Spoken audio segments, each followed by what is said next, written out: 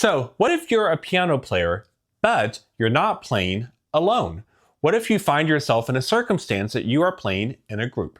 Maybe you are jamming with friends in a garage. Maybe you're in a band in a gig. Maybe you are playing on stage with a music ensemble in concert. Maybe you're playing in church with a group of musicians. Whatever it is, how do you shift your piano playing and your philosophy of how to approach the piano when you are one piece of a bigger puzzle? And there is a difference, especially if you are playing from a lead sheet or a chord sheet where you get a lot of freedom of how you play, which is often what you get in a group setting. So, for example, this song that I'm bringing up on the screen, this is a classic jazz song called Autumn Leaves. So I'm just going to play this a little bit for you. If I was playing this as a solo piano player, I might improvise something like this.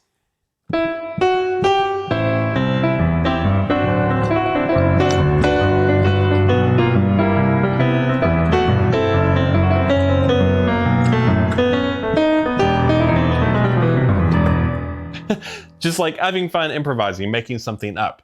Now, I would absolutely not play it like that if I was playing in a group. How would I change that? How would I read this lead sheet, but with a group mentality? So in this video, I'm going to walk you through 6 different questions that you can ask yourself to help you figure out how to navigate what your role on the piano is and how that changes how you play.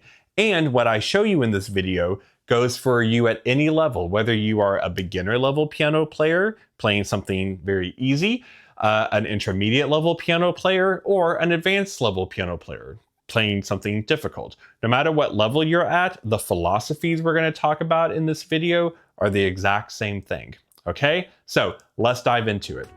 Hi, let me first introduce myself real quick. If you don't know me, my name is Matt Hodge, and for the last 15 years, I've been a music professor and a professional piano player and a private piano coach. And this video comes from an exact question I've been asked several times recently by my clients and students. What do you do when you're playing piano in a group? How do you do that? So this video is here to help. Also, if you want help with piano concepts like scales and chords and a lot of stuff to help you start your piano journey, I have a free download in the video description below to my Ultimate Intro Guide to Piano, a free 30-page PDF that I built just for you all, my YouTube audience, to really help you. So you definitely want to download that. Question number 1. You need to ask yourself, is there a soloist, a singer, or an instrumental person, an instrument, playing the melody? This drastically changes everything as the piano player. If there is someone else covering the melody, someone is singing, someone is playing saxophone, someone is playing trumpet or clarinet, and they're playing the melody, you need to not distract from that. So that means if I was playing this, Autumn Leaves, I would not play the melody. I wouldn't go. I would make sure I'm getting away from the melody, that I'm not distracting from it, because I don't want to distract and cover them up, especially because a soloist, a singer, or a solo instrumentalist might want to make the melody their own. So if I'm trying to play the melody with them, then we might end up clashing, because they may want to change the rhythm a bit, right? Maybe they want to go.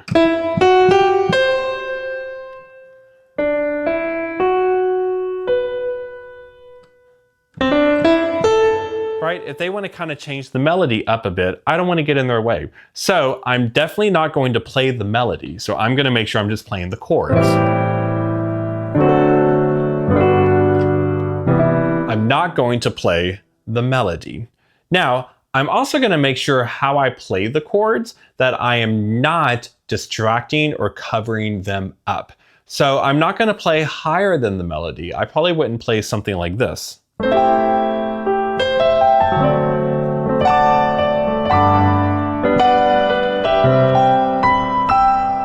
I wouldn't play high, and I wouldn't play busy stuff, right? Again, I don't want to distract from them. So I'm not going to play, right?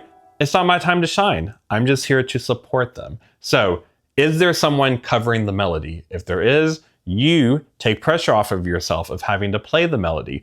Don't play the melody, and make sure you're not playing busy stuff, high stuff, loud stuff that is conflicting and adding tension with the melody. Let the melody shine. Okay? Question number 2. is there a bass? This could be a bass guitar, this could be a double bass. Is there something giving a bass sound? Because you need to know as a piano player, are you the bass or not? So, for example, going through these chords. Now also, because I'm just sort of talking about philosophies, I'm not breaking down, this is how you play Autumn Leaves. Here are the chords, here are the melody, because I'm just using this as an example. So just FYI, that's why I'm not teaching you how to play Autumn Leaves in this video. We're talking about philosophies that you can apply to any song, beginner, intermediate, advanced level. So if I was asking myself, is there a bass? If there is a bass is going to be low. Just like with the melody, I don't want to compete with the melody, someone playing the melody. I also don't want to compete with my bass. And if you have a lot of low stuff happening together, that's going to get really muddy really fast. So if there is a bass player, I am going to make sure I don't play too low. I'm not going to be playing chords like...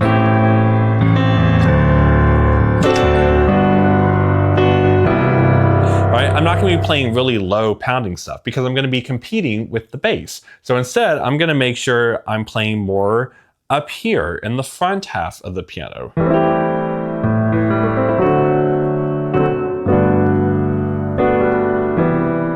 Right? Notice on my left hand, I'm not going too far down on the piano.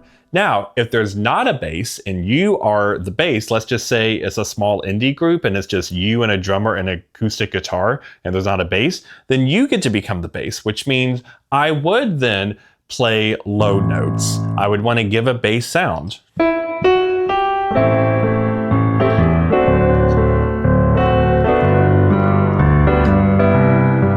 Right? However busy or not busy you want it. Even if I'm just playing one note or octaves, or you want to give it a walking bass, whatever level you're at, if there's not a bass, then you get to become the bass. So you want to make sure you are playing low. So if there is a bass, keep your hand away from that super low end because you're going to be competing with the bass player and that'll get muddy.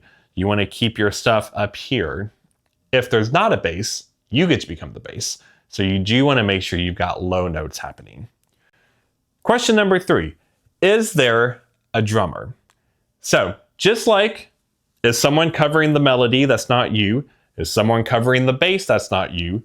Now, is there a drummer who's covering the rhythm? If there is a drummer and they're giving you great groove and rhythm, then you don't have to necessarily be the one to drive that groove. You can just plug into it. So if there's a drummer behind me on Autumn Leaves playing,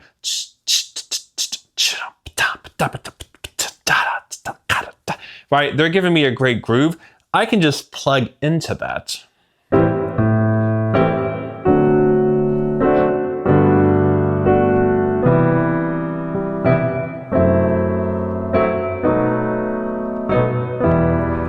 Right? I can just plug into it. But if there's not a drummer, let's say it's just you at a piano and a bass guitar and an acoustic guitar, then you get to become the drummer and give rhythm. So if I had to be the drummer, I would add more of a strong groove between the rhythm, between the bass perhaps, the notes I'm playing, how busy it is, but you want to give it a stronger beat. So if I was the drummer, I would maybe play it more like this.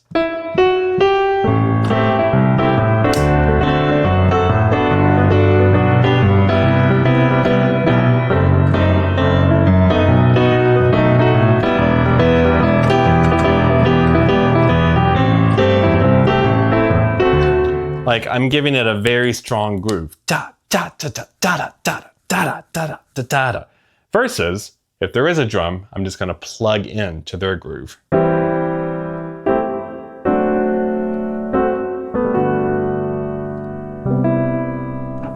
Yeah? Now, the next question you should ask yourself, is there someone else playing chords with you? So, we've talked about, is there someone covering the melody or not? Is there someone covering the bass or not? Is there someone covering the drum, the groove or not?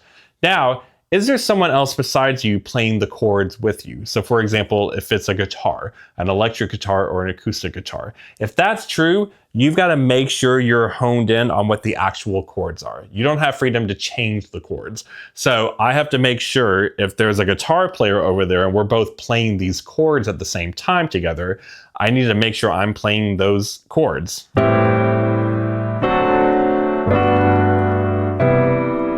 Now, if there's not someone else playing the chords and you are the chord machine in the group, that means you can also have a little bit of freedom to kind of change the chords if you want. For example, the second chord, so it says D7. So a D7 is a D, F sharp, A, C.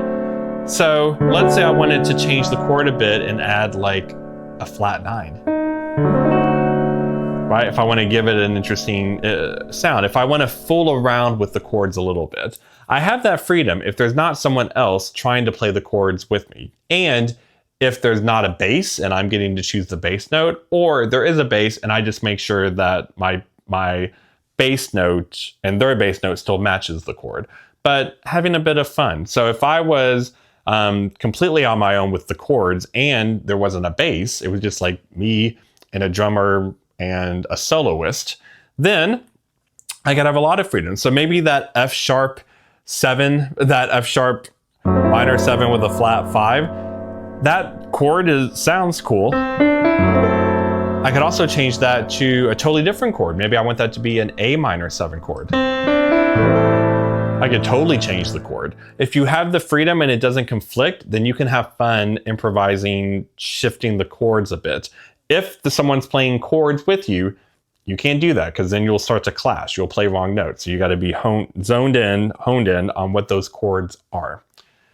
Next question. Do you ever have a solo? So sometimes if you're in a group, you take turns soloing and then it's your time to shine. When it's your time to shine, then by all means, play out the melody, have fun improvising, bring it out. Then you get to be the star. Still make sure that you're not just totally changing the chords and the bass if there is a bass player and like a guitar player playing chords, but you can still have time to shine. So if you get to turn into a solo piano player in that moment, then have fun with it, right? Then I would kind of turn it up and turn it into...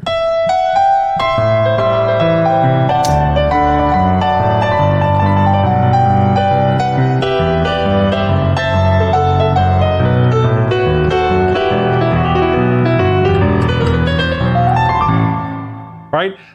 If there is your soloing, but there's still like a bass and you still want to make sure you're not going too crazy, you can still do that with being more up here.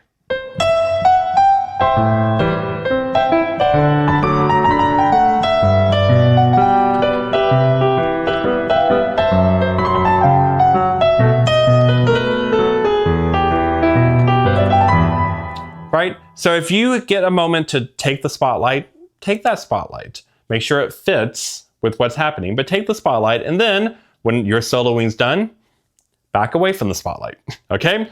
And then the last question, what is your group's purpose? This is the broad question, but overall most important. Are you meant to be just soft background music at a party? Are you meant to be center stage in a loud club? Then change your playing like that, right? If I'm playing just soft background music,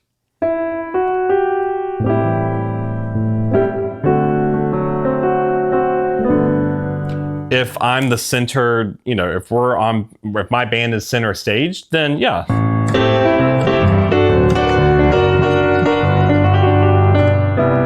Right? Know your place. Know what the purpose of your group is, because that will change the dynamics, the touch, the energy level that all of you need to agree on and be feeding off of each other. So I hope this helps. A couple of things, chat with me in the comments. Let me know your thoughts on this topic, on playing piano in a group. I read every comment. I try to reply to each comment. I love chatting with you all.